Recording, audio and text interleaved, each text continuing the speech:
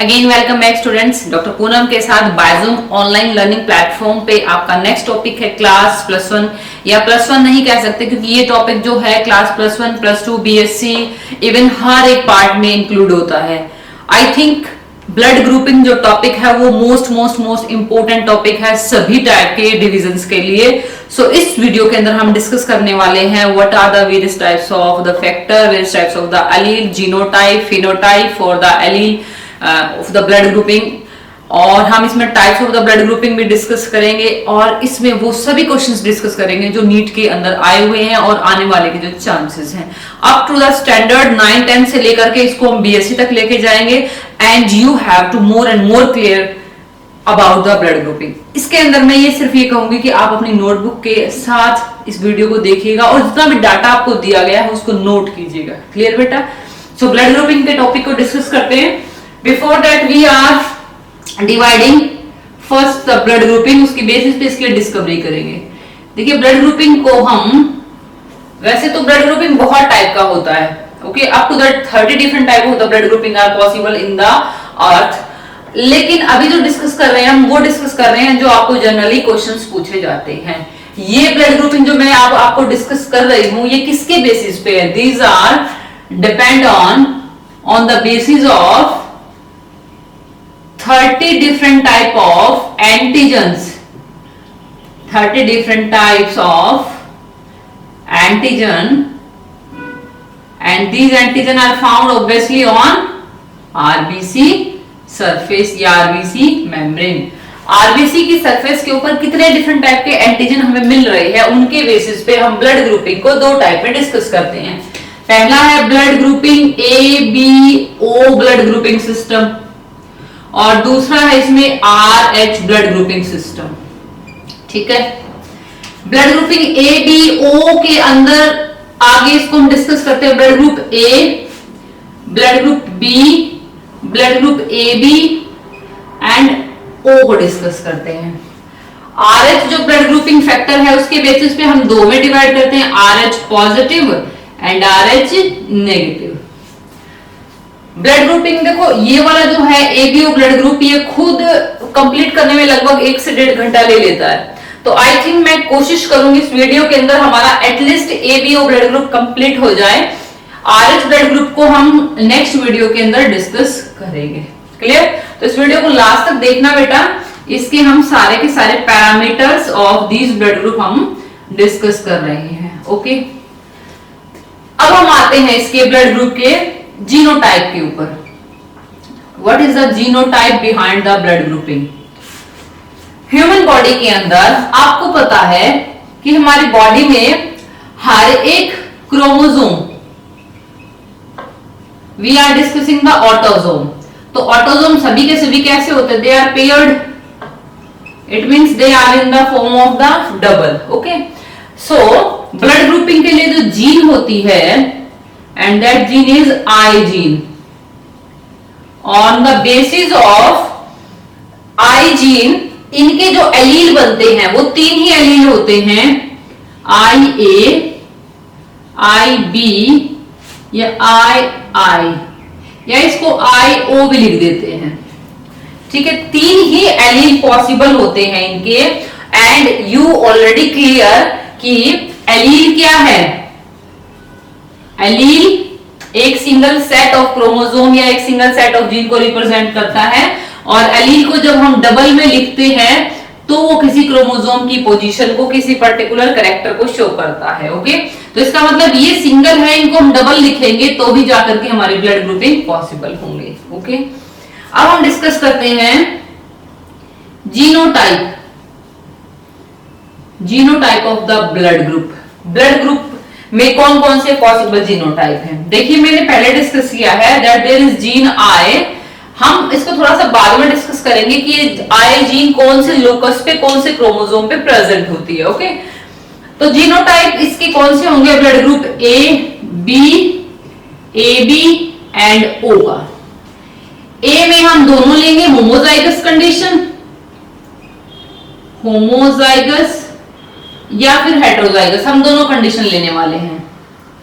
मैं ये इसलिए कर रही हूँ क्योंकि होमोजाइगस हेटेरोजाइगस आगे आने वालों में है ही नहीं। तो अगर प्योर होमोजाइगस कंडीशन होगी तो IA होगा इसका जीनोटाइप, और अगर इसमें ये हो गया pure homozygous dominant, it is homozygous dominant. अब यू आर ब्रिलियंट स्टूडेंट ना, तो आप पहले ही अंदाजा लगा लोगे कि ये जो पर्सन है इसके दोनों फादर और मदर के पास से ऐसे क्रोमोसोम आए हुए हैं, किसमें, गैमेट्स में दोनों क्रोमोसोम ऐसे फ्यूज हो गए हैं भाई जिनके पास IA जीनोटाइप था। इसका मतलब दिस वन कैरी, इसका जो फादर है या तो वो ब्लड ग्रुप ए वाला होगा या फिर वो ब्लड ग्रुप AB वाला होगा, सेम एज की मदर की कंडीशन है। तो इसका मतलब फादर एंड मदर जब A या AB ब्लड ग्रुपिंग वाले होते हैं तो ही फीटस के अंदर पॉसिबिलिटी किसकी होती है, ब्लड ग्रुपिंग A में इस कंडीशन की। ओके, इसके बाद में हम दूसरी कंडीशन डिस्कस करते हैं ब्लड ग्रुप A की, वो है IA या IO। अब ये वाली कंडीशन कब आ सकती है, हो सकता है फादर या मदर में एक तो ब्लड ग्रुप A या AB हो, और जो IO है उसमें क्या हो सकता है भाई, इसमें हो सकता है कि ये वाला जो एलील आया है ये IAIO कंडीशन से भी आ सकता है, IBIO कंडीशन से, या वो हो सकता है कि ब्लड ग्रुप O वाली हो। तो इसमें एक पेरेंट का तो ये जीनोटाइप पॉसिबल है, एक पेरेंट का जीनोटाइप ये पॉसिबल है। ऑब्वियसली यू नो कि अब इसका जीनोटाइप क्या हो जाएगा, IA, तो इसका मतलब एक निकल गया इसमें से, और इसमें IAIB, तो इसका मतलब हो सकता है इसमें से ये आ गया। तो ये पॉसिबिलिटीज हैं, इस पॉसिबिलिटीज को भी हम आगे चार्ट के थ्रू डिस्कस करेंगे। ओके, तो मैंने अभी आपको सिर्फ ये बताया है, अगर ये ना समझ आए तो आप इसको स्किप भी कर सकते हैं क्योंकि इसको हम बाद में डिस्कस करेंगे। So you are only aware about the genotype of blood group A।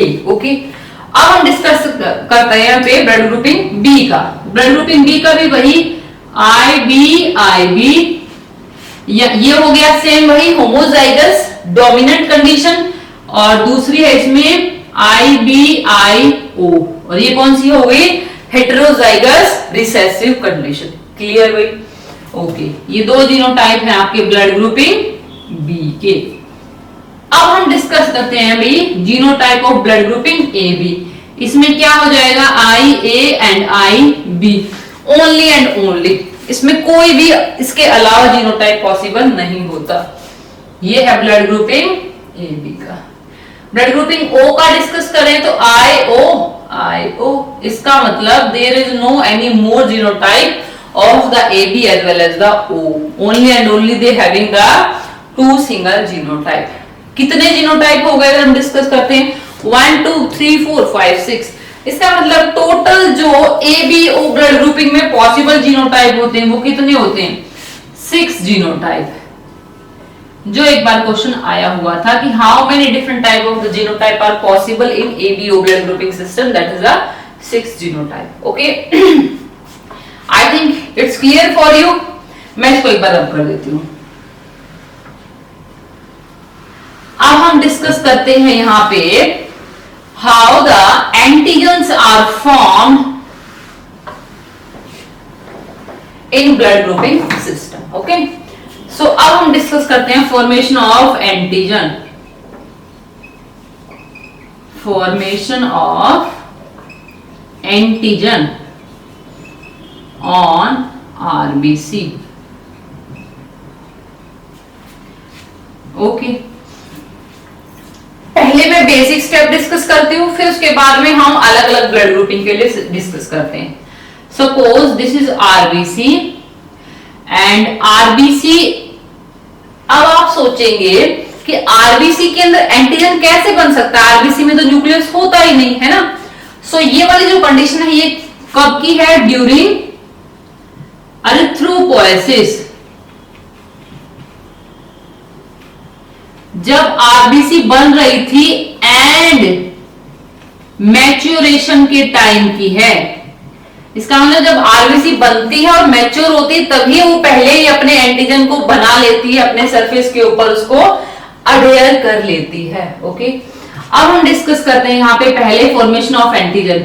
Suppose starting में इसके न्यूक्लियस होगा, न्यूक्लियस के अंदर भी क्रोमोसोम, हम बात कर रहे हैं क्रोमोसोम 19 की, और क्रोमोसोम ये है क्रोमोसोम 19, और क्रोमोसोम 19 के ऊपर एक जीन होती है, और ये जो जीन है ये जीन एक एंजाइम बनाती है,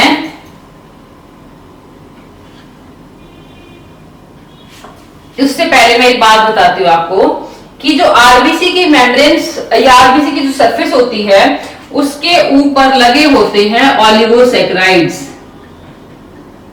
बहुत सारे होते हैं, मैं एक दो ही बनाती हूं यहां पे।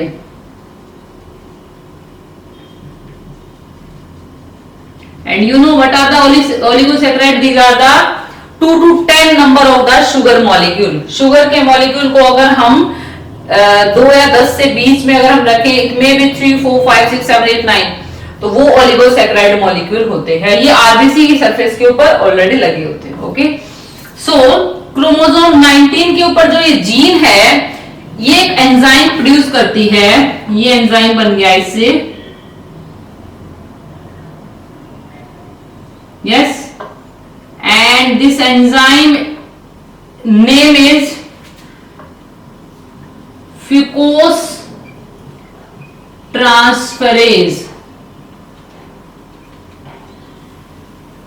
ओके, फ्यूकोस ट्रांसफरेज एंजाइम बनता है, और ये एंजाइम क्या करता है, इस आरबीसी के पास आती है फ्यूकोस शुगर। सपोज ये नॉर्मल शुगर ली और ये फ्यूकोस शुगर बनी, एंड ये एंजाइम क्योंकि यहां प्रेजेंट है इसकी वजह से फ्यूकोस शुगर जो है इस ओलिगोसैकेराइड के ऊपर अटैच हो जाती है। फ्यूकोस ट्रांसफरेज मतलब ट्रांसफर करने वाला, किसको? फ्यूकोस शुगर को, किसके ऊपर? ओलिगोसैकेराइड पे। ये ऑलरेडी क्या लगा हुआ था यहाँ पे? ओलिगोसैकेराइड। ये क्या है? It is fucose sugar. और ओलिगोसैकेराइड के ऊपर जब फ्यूकोस शुगर लग जाती है तो इसको बोलते हैं हम एच एंटीजन। It's clear?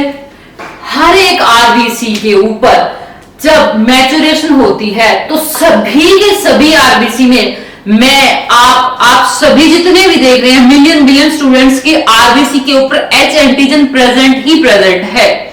लेकिन आप ये सोचेंगे कि there are the multiple types like the A blood group, B, A B, O, तो उन सभी के ऊपर तो वो अलग अलग कैसे, उसमें आगे इसमें चेंज होता है। इसका मतलब अभी एच एंटीजन बना है सभी के सभी आरबीसी के सरफेस के ऊपर। क्लियर?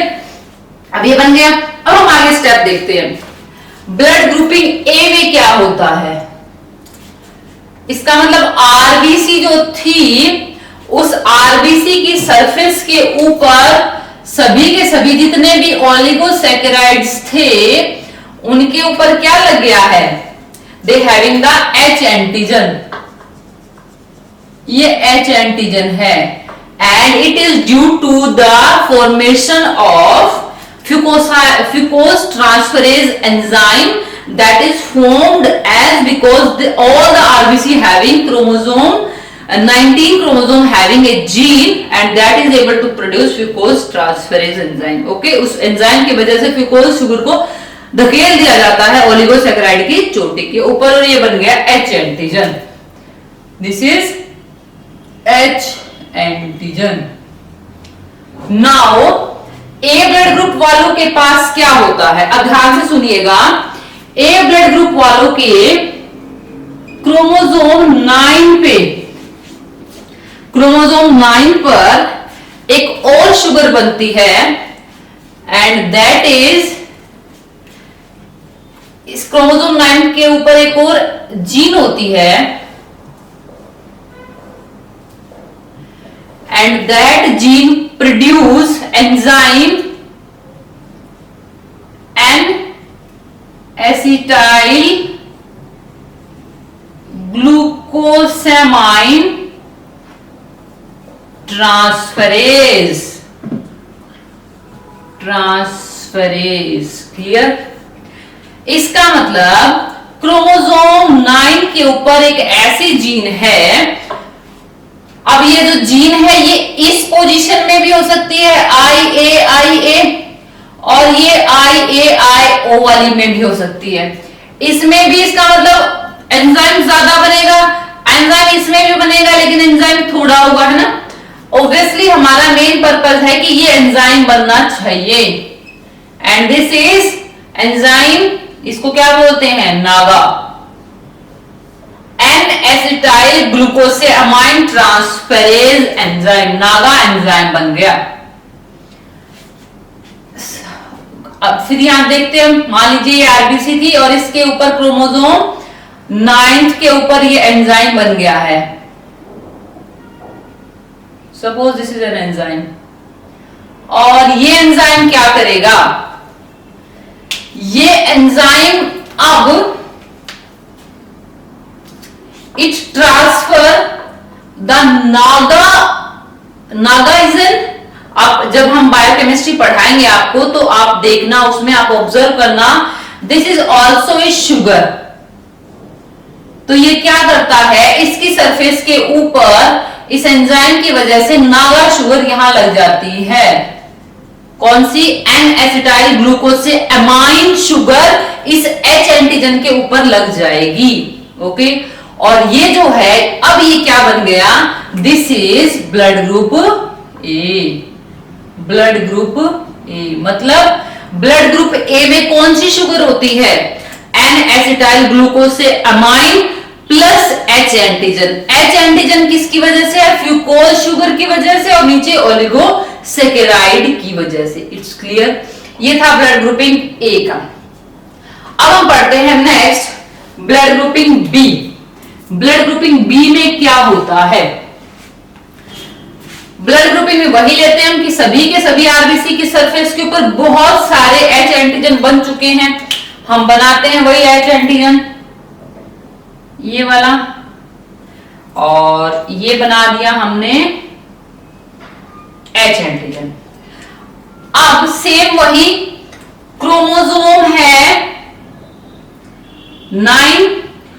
9th क्रोमोसोम, और यहां पर 9th क्रोमोसोम के जीन पे एक एंजाइम बनता है, दूसरा enzyme, and that is D galactose transferase. इसको थोड़ा सा अलग बना दिया मैंने, ये याद रखोगे ना, ये रहा भाई। तो ये एंजाइम कौन सा है? गैलेक्टोज ट्रांसफरेज भी बोल सकते हो आप इसको। It is galactose transferase enzyme. Okay, और ये गैलेक्टोज ट्रांसफरेज एंजाइम क्या करता है? इसकी वजह से क्या होगा? जो डी गैलेक्टोज शुगर है ये वाली, वो यहां जाके अटैच हो जाती है इसके ऊपर। ठीक है, ये शुगर कौन सी हो गई? तो इसका मतलब पहले क्या था? यहां पे ऑलरेडी H एंटीजन था और उसके बाद में क्या लग गया? D galactose sugar. ठीक है भाई, और ये जो बना है अब, ये कौन सा बन गया? Blood grouping B. ओके, मैं अगेन रिपीट कर रही हूं, क्रोमोसोम 19 की वजह से फ्यूकोज ट्रांसफरेज एंजाइम बनता है, और फ्यूकोज ट्रांसफरेज एंजाइम की वजह से फ्यूकोज शुगर ओलिगोसैकेराइड की मेम्ब्रेन पे लग जाती है, और ये ओलिगोसैकेराइड बहुत सारे होते हैं आरबीसी की सरफेस पे। क्लियर? तो ये बन गया H एंटीजन, और अगर इस H एंटीजन के ऊपर नागा शुगर लग जाए, एन एसिटाइल ग्लूकोसेमाइन, तो ब्लड ग्रुपिंग ए होता है, और अगर डी गैलेक्टोज लग जाए तो ब्लड ग्रुपिंग बी होता है। ये ऐसा क्यों होता है? क्योंकि एंजाइम बनता है, और ये आपको पता है कि एंजाइम ऑब्वियसली जीन से ही बनते हैं, जब जीन के अंदर ट्रांसक्रिप्शन एंड ट्रांसलेशन होती है। क्लियर? ये बना दिया हमने ब्लड ग्रुप ए और बी। अब हम पढ़ते हैं next what happen in the blood grouping A B. मैं ये यहां से अलग कर देती हूं। तो ब्लड ग्रुपिंग ए बी में मैंने जीनोटाइप क्या बताया था? ऑब्वियसली दोनों के दोनों जो एलील हैं ब्लड ग्रुपिंग ए बी, तो क्या होगा? आई ए आई बी। इसका मतलब आई ए क्रोमोसोम नाइन्थ ये है नाइन्थ क्रोमोसोम, और इस ninth chromosome obviously x x दो होते हैं, तो इसका मतलब एक क्रोमोसोम क्या उसके ऊपर कौन सी जीन है? ए वाली। तो इसका मतलब इधर ए वाली है, दूसरे पे क्या है? बी वाली है। क्लियर? ओके, तो इसका मतलब यहां पर जो आई ए है वो क्या प्रोड्यूस करेगा? Naga transferase enzyme, transferase. और ब्लड ग्रुपिंग बी वाला क्या प्रोड्यूस करेगा? Galactose transferase, galactose transferase. तो ये रही आरबीसी, और आरबीसी के अंदर ये है नाइन्थ क्रोमोसोम, दोनों के दोनों ऑटोसोम, और एक की वजह से ये है आई ए कंडीशन में और ये है आई बी कंडीशन के अंदर, और जो आई ए है उसकी वजह से बनेगा नागा ट्रांसफरेज, और इसकी वजह से क्या बनेगा? Galactose transferase. ओके, ये यहां पे दोनों हमने बना दिए हैं। ये बन गया नागा ट्रांसफरेज, क्लियर भाई? और ये बन गया दूसरा